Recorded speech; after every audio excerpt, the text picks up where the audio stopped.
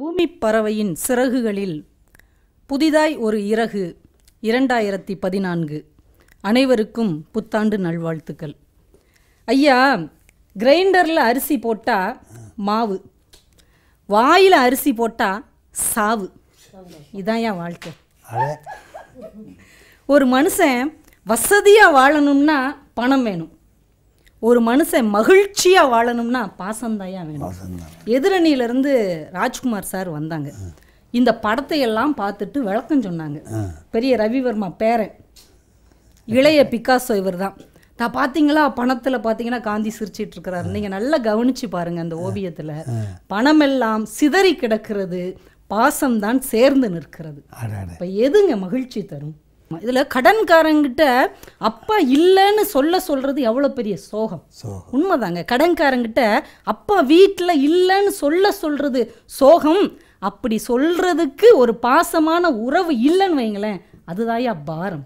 அவன்கிட்ட மாட்டிக்க முடியாது. ஆமாம், அப்படி ஆயிடும் இல்லையா? உறவுகள் இல்லைன்னா அந்த பணத்தை வைத்து என்ன செய்ய முடியும்? ஒரு மனுஷன் பிறக்கும் போதும் கையில் பணம் கொண்டு வரவில்லை, அவன் இறக்கும் போதும் கையில் பணத்தோடு போவதில்லை. ஆனால் எல்லா மனிதனும் பிறக்கும் போது ஒரு பாசமுள்ள தாத்தாவின் கைகளால் சேனை தண்ணீர் வைக்கப்பட்டு பிறக்கிறான். ஒவ்வொரு மனிதனும் இறக்கும் போது ஒரு பாசமுள்ள பேரனால் பால் ஊற்றி சாகிறான். என்றால் கூடவே நிற்பது பாசம் மட்டும்தாங்க, பணம் கிடையாது. இந்த பணம் இருக்குதே, இது மனிதனால் படைக்கப்பட்டது. ஆனால் பாசம் இருக்கிறதே, அது இறைவனால் உருவாக்கப்பட்டது. எது சார் பெருசு? மனிதனால் படைக்கப்பட்டது பெருசா, இறைவனால் உருவாக்கப்பட்டது பெருசா? நான் கேட்குறேன். சொந்த வீடு கட்டணும், சொந்த வீடு கட்டணும் நம்ம எல்லாரும் ஓடிட்டு இருக்கிறோமே, சொந்த வீடுங்கிறது எதுங்கய்யா? கோடி கோடியாக பணம் போட்டு எல்லா வசதிகளோடும் வாய்ப்புகளோடும் பெரிய மாளிகை கட்டி நாம் மட்டும் வாழ்வதற்கு பெயர் சொந்த வீடு இல்லை. எந்த வீட்டில் சொந்தங்களும் பந்தங்களும் வந்து போய் கொண்டிருக்கிறார்களோ அதுதானையா சொந்த வீடு. சொந்த மனிதர்களால் நிரம்பிய வாழ்க்கை தானங்க உண்மையான வாழ்க்கை. பாசங்கிறது வெறும் வார்த்தையா? அது வாழ்க்கை சார். பாசம் என்பதே வாழ்க்கை தானே. அம்மா தருகின்ற அன்பு என்னதுங்க? அது அக்கறை, அது அரவணைப்பு, அது பாசம். அம்மாங்கிறதே ஒரு ஆறுதல் தானுங்க. நீல் ஆம்ஸ்ட்ராங் நிலாவில் போய் காலை வச்சுட்டான். அமெரிக்காவே சந்தோஷப்படுது, உலகமே குதியாட்டம் போடுது. ஒரு மனிதன் நிலாவில் கால் வச்சுட்டானேன்னு பெருமைப்படுறாங்க. நிருபர்கள்லாம் அவருடைய அம்மாட்ட வந்து கேட்குறாங்க, அம்மா, உலகத்தில் எந்த மனிதனும் செய்ய முடியாத சாதனையை உங்கள் மகன் செய்து விட்டான், நிலாவில் போய் கால் வச்சுட்டான், நீங்கள் என்ன சொல்கிறீங்க? அம்மா சொன்னாங்க, என் மகன் நிலவில் கால் வைத்தது உங்களுக்கு மகிழ்ச்சியாக இருக்கலாம், அவன் எப்போது நிலத்தில் கால் வைக்கிறானோ அப்போதுதான் நான் மகிழ்ச்சியாக இருக்க முடியும்னு சொன்னான். இந்த தாயின் அன்புக்கு நிகராக எத்தனை கோடி சொத்துக்களை நீங்கள் காட்ட முடியும்? அப்பாங்கிறது என்னது சார்? நம்பிக்கை. அப்பானா உற்சாகம், அப்பானா ஊக்கம், அப்பானா செல்லம். தூங்கிக்கிட்டு இருக்கிற பிள்ளைக்கு எழுப்பி விட்டு ஜாங்கிரி ஊட்டி விடுவார்.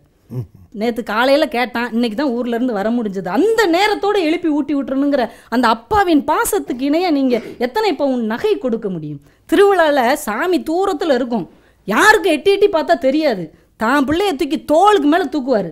டேய், நான் பார்க்காத உலகத்தை நீ பாருடா என்று தான் பார்க்காத மகிழ்ச்சியை தன் பிள்ளைக்கு ஊட்டி வளர்க்குறானே, அந்த தகப்பனின் அன்புக்கு ஈடா எதை சொல்ல முடியும்? 5ஆம் வகுப்பு படிக்கிற அண்ணனிடம் 2ஆம் வகுப்பு படிக்கிற தங்கச்சி கேட்குறா, அண்ணே பாசம்னா என்னண்ணே?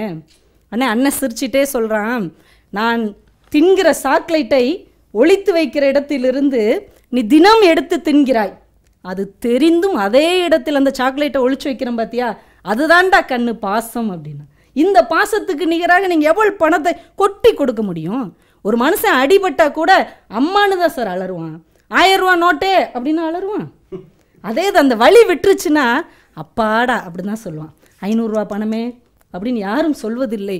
ஒரு மனிதன் உணர்ச்சி வசப்படும் போது கூட பாசத்தை தான் தேடுகிறானே தவிர பணத்தை தேடுவதே இல்லை.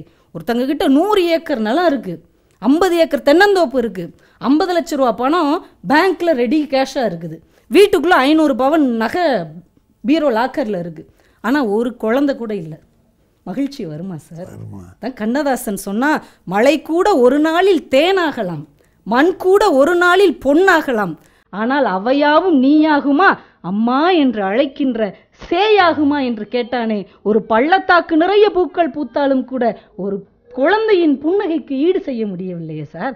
கும்பகோணம் தீ விபத்தில் தன்னுடைய 2 பிள்ளைகளையும் சாக கொடுத்த ஒரு பெற்றோர் இன்னும் வீடுக்கு போகல.